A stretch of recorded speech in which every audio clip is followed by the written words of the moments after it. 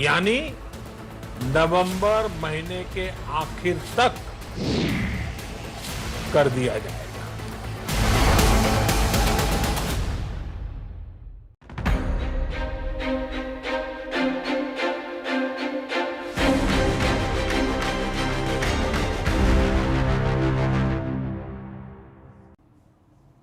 उत्तराखंड के पूर्व सीएम हरीश रावत महंगाई और उनके खिलाफ दर्ज हुए मुकदमे को लेकर राजभवन के बाहर धरना देने जा रहे थे, मगर पुलिस ने बैरिकेडिंग लगाकर उनको पहले ही रोक लिया। हरीश रावत ने सरकार पर जमकर हमला बोला, कहा कि पूर्ण रूप से सरकार विफल हो गई है और इससे जनता पूरी तरह से त्रस्त है। उत्तराखंड के पूर्व मुख्यमंत्री हरीश रावत ने भाजपा सरकार के खिलाफ मोर्चा खोल दिया है। महंगाई के खिलाफ हरीश रावत ने धरना दिया तो उनके खिलाफ मामला दर्ज हो गया। पुलिस ने दलील दी कि हरीश रावत ने डिजास्टर मैनेजमेंट एक्ट का उल्लंघन किया था, मगर हरीश रावत भी कहां हार मानने वाले हैं। सुबह होते ही जैसे ही हलचल बढ़ी, हरीश रावत अपने हाथ में ये मूढ़ा लेकर राजभवन की तरफ कूच करने लगे। दरअसल हरीश रावत ने सबसे पहले एबीपी गंगा से खास बातचीत में ही कहा था कि वो सरकार के एक्शन के खिलाफ राजभवन में अकेले ही धरने पर बैठेंगे, मगर पुलिस ने हरीश रावत को बैरियर लगाकर रास्ते में ही रोक लिया। इससे नाराज हरीश रावत सड़क पर ही धरने पर बैठ गए। सर हमारी मजबूरी नहीं, यदि यहाँ पर रोका गया मुझको तो फिर ये दिन भर चलता रहेगा जब तक मैं वहाँ नहीं पहुँचूंगा। सर मैं इस स्थान से हटूंगा नहीं, या तो मुझको जो है गिरफ्तार कर दो। हरीश रावत ने प्रदेश सरकार पर तानाशाही रवैया अपनाने का आरोप लगाया है।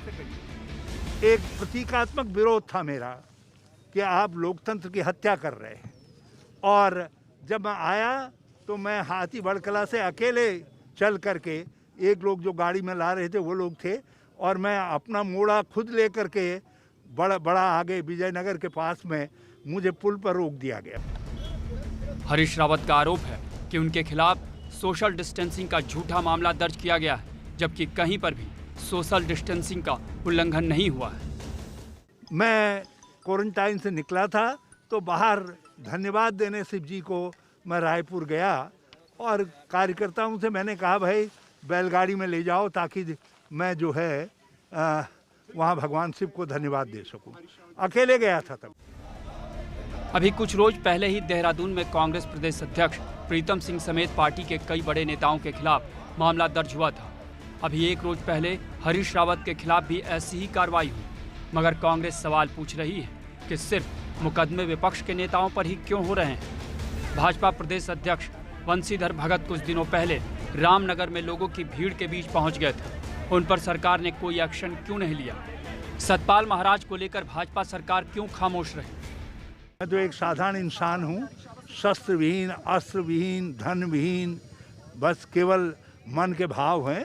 और पेट्रोलियम जिस तरीके से जनता त्रस्त है, मैंने उसके खिलाफ आवाज़ उठाने का निर्णय लिया, और एआईसीसी का आह्वान था, सोनिया जी का निर्देश था, मैं उसका पालन।